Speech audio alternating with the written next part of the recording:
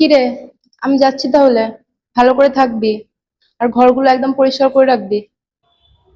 ঠিক আছে, সাবধানে যাবে তাহলে। পৌঁছে ফোন করে দিও।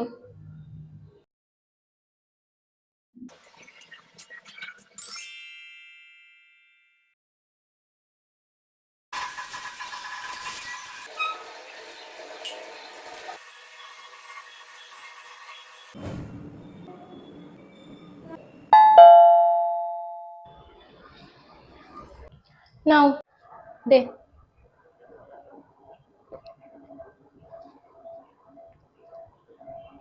ঘরগুলোর কি অবস্থা করেছিস তুই? ঝাটফাট দিসনি নাকি? কি করেছিস তুই? এটা এত ধুলো! বাপরে!